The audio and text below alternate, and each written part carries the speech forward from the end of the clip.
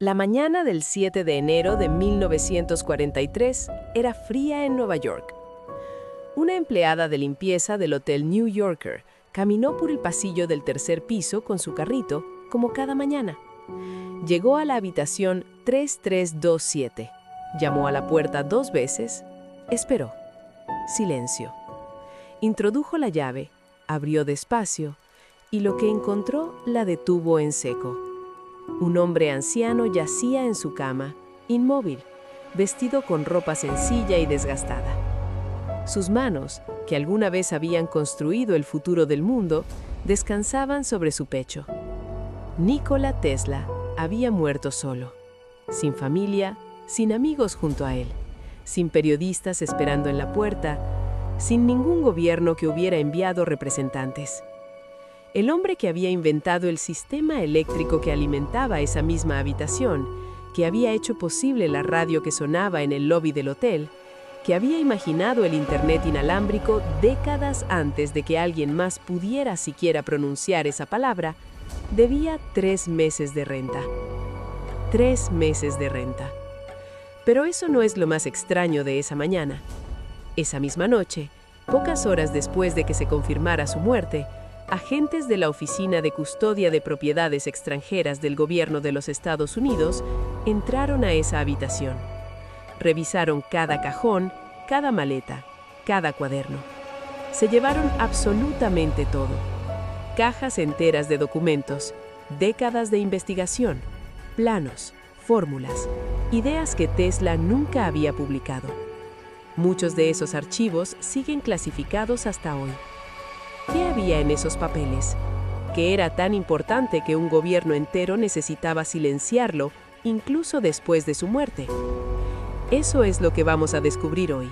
Pero para entender el final, necesitamos empezar desde el principio. Desde un pueblo pequeño, una noche de tormenta, y una madre que cambió la historia del mundo sin que nadie lo supiera jamás.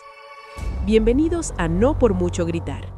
Hoy hablamos del hombre más importante que nadie te enseñó a conocer. El 10 de julio de 1856, en el pequeño pueblo de Smiljan, en lo que hoy es Croacia, nació Nikola Tesla durante una tormenta eléctrica. No es un dato menor.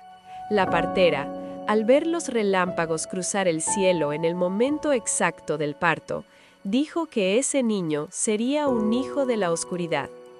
La madre de Nikola, Georgina, a quien todos llamaban Duka, la miró fijamente y respondió: «No, será un hijo de la luz». Duka Tesla no había ido a la escuela, nunca aprendió a leer, pero tenía una mente extraordinaria. Mientras realizaba las tareas del hogar, memorizaba poemas épicos completos, fabricaba sus propios utensilios de cocina, construía telares mejorados, inventaba soluciones a problemas cotidianos con una intuición que asombraba a todos en el pueblo. Nikola la observaba y aprendía. Desde muy pequeño, Nikola fue un niño diferente. Sufría de destellos de luz involuntarios, visiones vívidas que aparecían sin aviso. Al principio pensó que era una enfermedad. Con el tiempo entendió que era su forma de procesar el mundo. Cuando alguien le decía una palabra, él veía la cosa en 3 dimensiones, completa, tangible. Cuando pensaba en un problema de mecánica, el mecanismo aparecía ante él como una figura sólida que podía rotar, examinar y modificar mentalmente. Hoy, los científicos creen que Tesla tenía una forma extraordinaria de pensamiento visual espacial, probablemente combinada con sinestesia. En el siglo XIX, en un pueblo de Serbia, simplemente lo llamaban raro. Pero había algo más, algo que marcaría su alma para siempre. Nikola tenía un hermano mayor llamado Dane. Era brillante, carismático y era el favorito indiscutible de la familia. Cuando Nikola tenía 5 años, Dane murió en un accidente con un caballo. Las versiones difieren. Algunos dicen que cayó, otros que el propio Nikola estuvo de alguna manera presente. Lo que sí se sabe es que después de la muerte de Dane, nada volvió a ser igual. El padre de Nikola, un sacerdote ortodoxo llamado Milutin, volcó toda su esperanza en el hijo que quedaba, pero también cargaba el peso del favorito perdido. Nikola creció sabiendo que debía ser dos personas a la vez, él mismo y la sombra de su hermano muerto. Esa presión, ese dolor silencioso, esa necesidad de demostrar que su vida valía tanto como la que se había perdido, lo acompañó toda su existencia. Y tal vez fue esa herida la que lo empujó a querer cambiar el mundo entero. En 1884, Nikola Tesla tenía 28 años, un traje desgastado y una carta de recomendación en el bolsillo. La carta era de Charles Batchelor, socio de uno de los hombres más famosos del mundo en ese momento, Thomas Alva Edison. La carta decía, según la leyenda, algo así: conozco a dos grandes hombres. Uno es usted, el otro es este joven. Tesla llegó a Nueva York con 4 centavos en el bolsillo.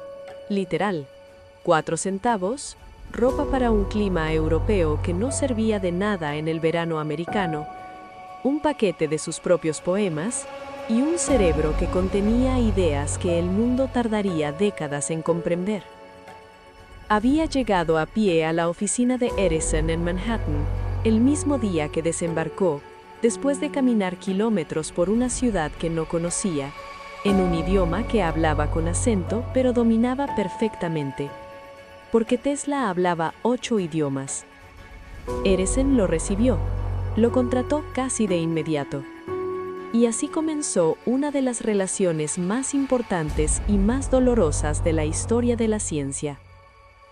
Edison tenía 37 años. Era famoso, rico y poderoso. Tenía el olfato comercial que Tesla nunca desarrollaría. Tesla tenía algo que Edison jamás tuvo: la capacidad de ver el futuro con claridad matemática. Edison trabajaba por ensayo y error, 1000 intentos hasta encontrar lo que funcionaba. Tesla trabajaba de otra manera. Resolvía todo en su mente antes de tocar un solo material. Cuando construía algo, ya sabía que iba a funcionar. Eran opuestos perfectos, y al principio eso pareció funcionar. Edison le encargó a Tesla mejorar sus generadores de corriente continua, los motores que eran el corazón de su negocio eléctrico. Le prometió $50,000 si lo lograba, una fortuna en esa época. Tesla pasó meses trabajando 18 horas diarias. Rediseñó los generadores completamente.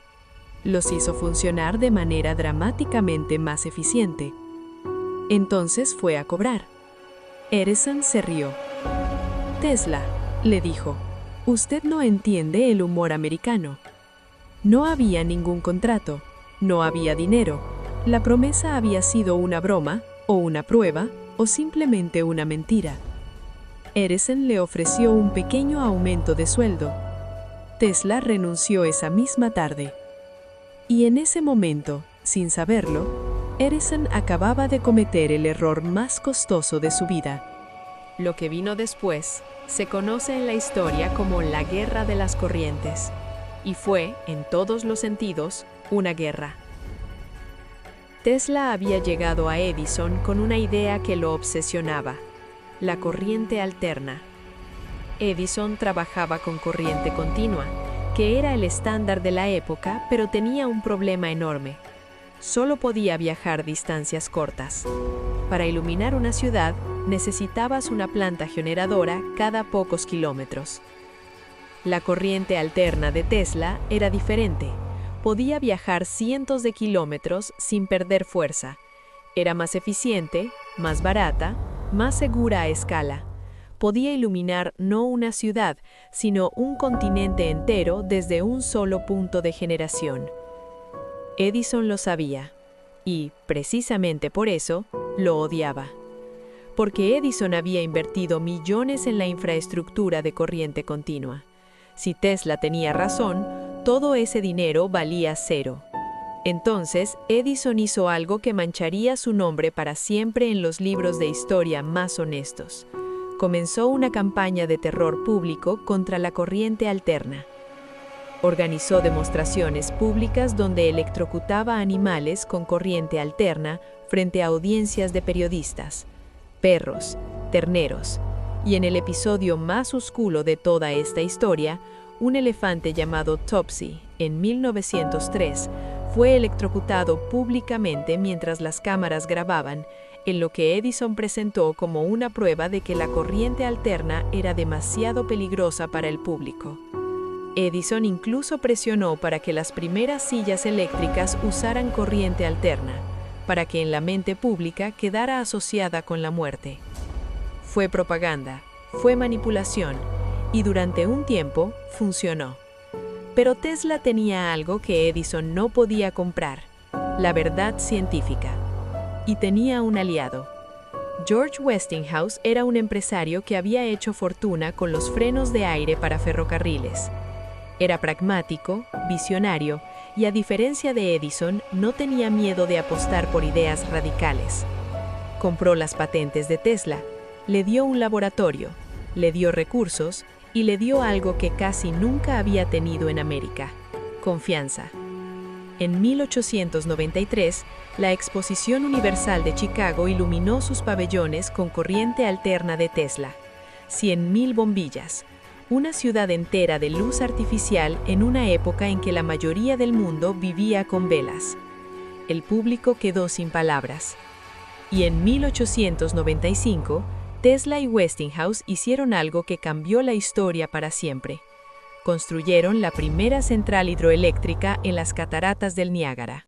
La energía del agua convertida en electricidad, viajando decenas de kilómetros hasta iluminar Buffalo, Nueva York. Edison había perdido la guerra.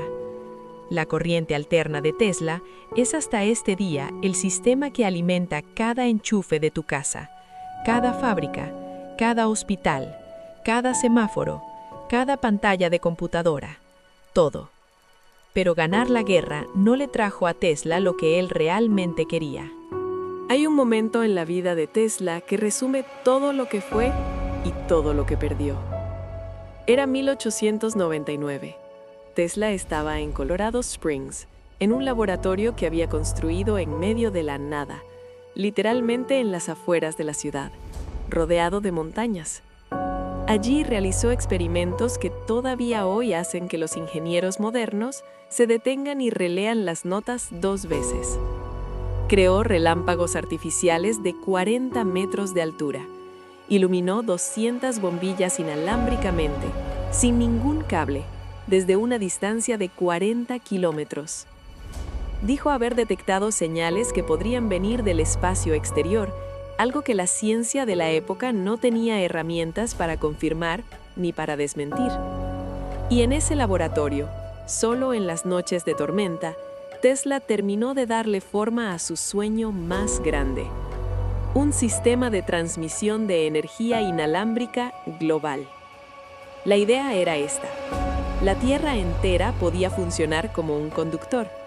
Si se construían torres de transmisión en puntos estratégicos del planeta, la energía eléctrica podía distribuirse de manera gratuita a cualquier punto del mundo, sin cables, sin medidores, sin facturas. Electricidad libre, para todos, para siempre. No era una fantasía. Tesla tenía los cálculos, tenía la prueba de concepto, tenía el plano completo. Regresó a Nueva York y convenció a JP Morgan, el banquero más poderoso del país, para que financiara la construcción de la primera torre. La llamó Torre Wardenclyffe y se levantó en Long Island entre 1901 y 1902. Pero Morgan había entendido mal, o había entendido perfectamente, lo que Tesla quería construir. Cuando Morgan preguntó cómo iban a cobrarle a la gente por usar la energía, Tesla respondió con honestidad devastadora: no se podía cobrar. Si la energía era libre, era libre. No había medidor posible. Morgan retiró la financiación de inmediato. Sin dinero, la torre Wardenclyffe nunca se completó. Tesla intentó durante años encontrar nuevos inversores. nadie quiso financiar algo de lo que nadie pudiera cobrar. En 1917, la torre fue demolida y vendida como chatarra para pagar las deudas del laboratorio. Tesla estuvo presente el día de la demolición. Tenía 61 años, y algo en él se quebró esa mañana para siempre. Hay una pregunta que la gente siempre hace sobre Tesla y que casi nunca recibe una respuesta honesta. ¿Por qué vivió solo? ¿Por qué nunca tuvo pareja? ¿Por qué, en sus propias palabras, renunció al amor? Tesla habló de esto en una entrevista, ya anciano, con una claridad que sorprendió a todos. Dijo que al principio de su vida había sentido esa necesidad, ese deseo de compañía, de amor romántico, como cualquier ser humano, pero que en algún punto tomó una decisión deliberada.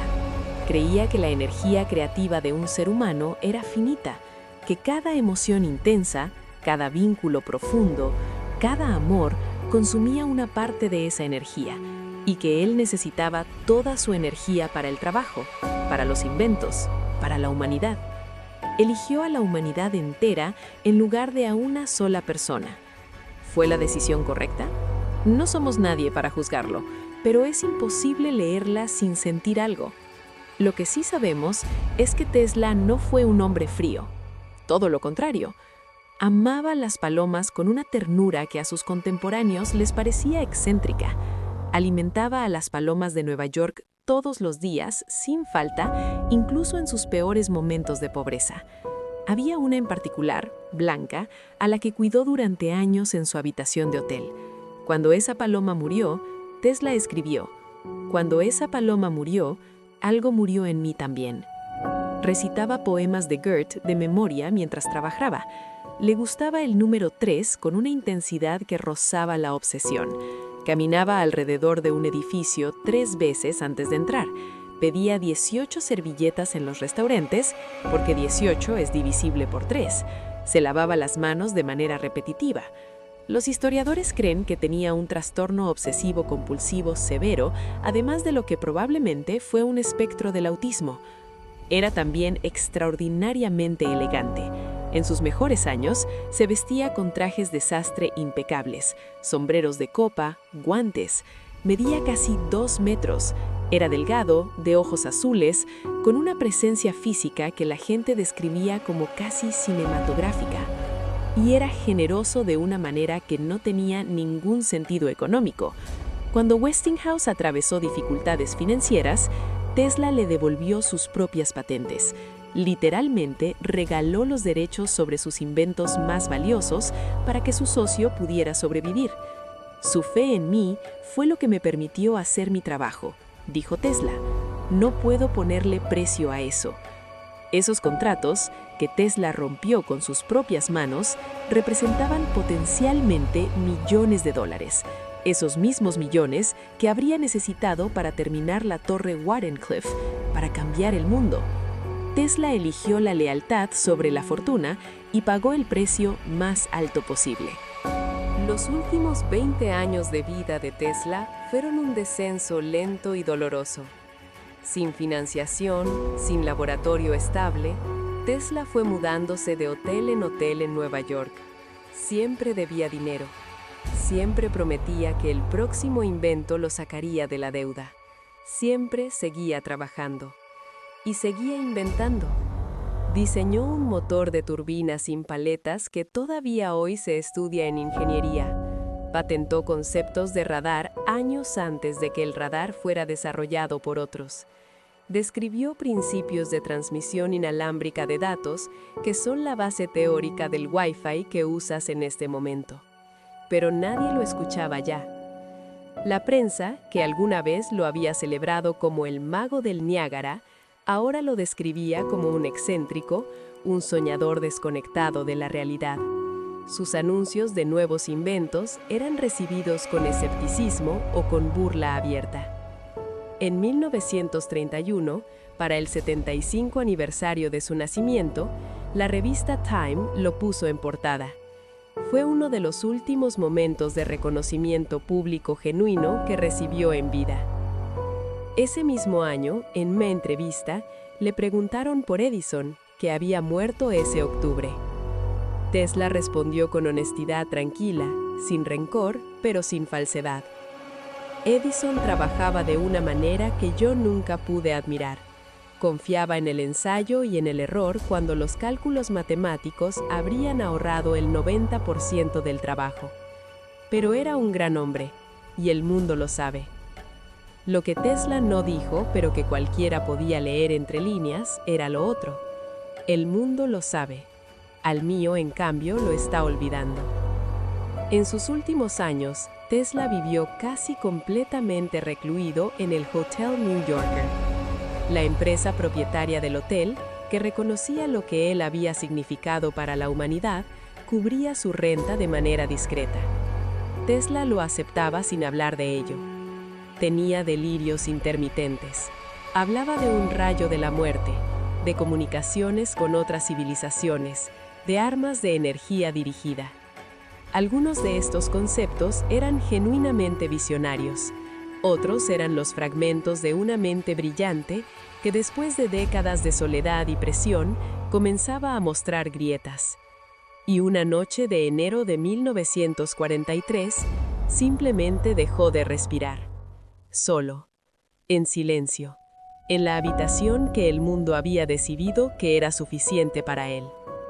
Ahora volvemos a la pregunta que dejamos abierta al inicio.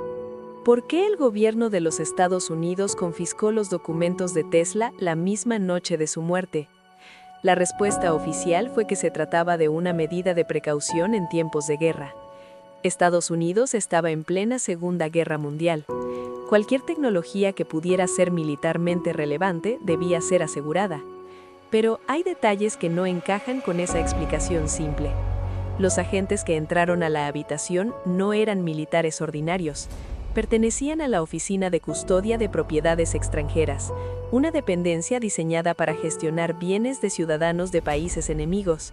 Tesla era serbio de nacimiento, pero llevaba décadas siendo ciudadano americano. Además, algunos documentos fueron revisados por el propio John Trump, un físico del MIT y tío del futuro presidente Donald Trump, quien fue llamado de urgencia para evaluar los papeles.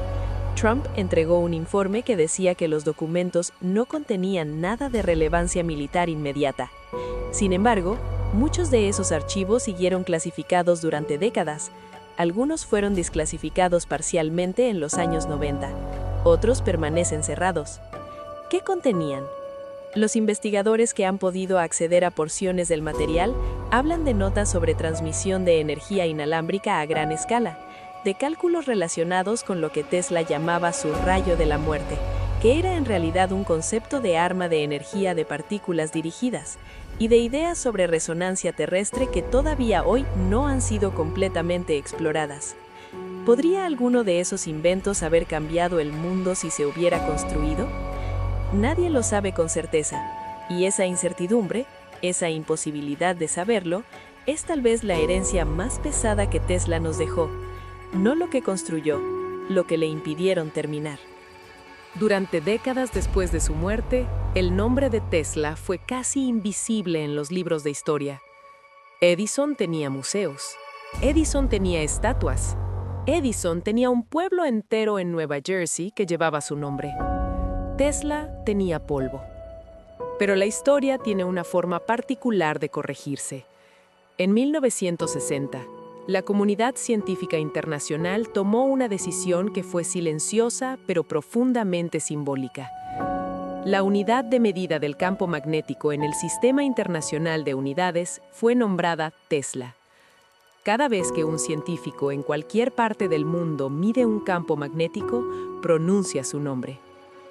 En 1975, fue admitido póstumamente al Salón de la Fama de los Inventores de Estados Unidos.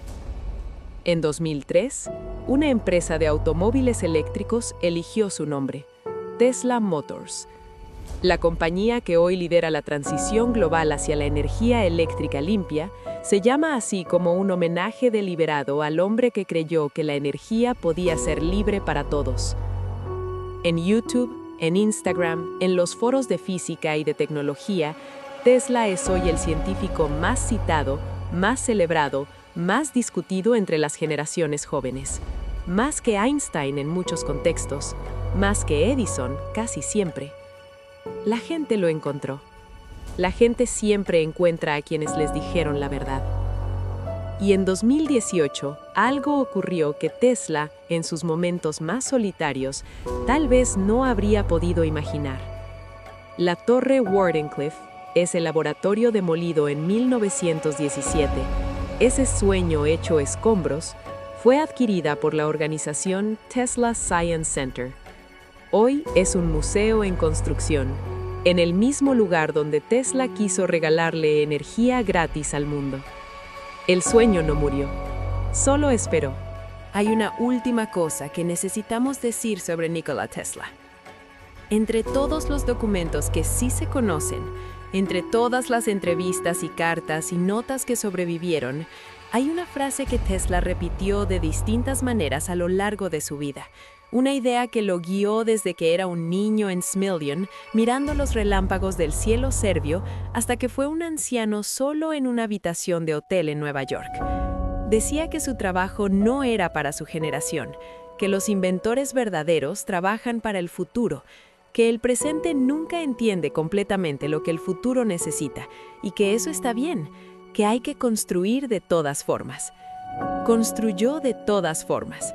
Sin dinero al final, sin reconocimiento, sin nadie que le diera las gracias en persona, sin la torre que hubiera cambiado todo.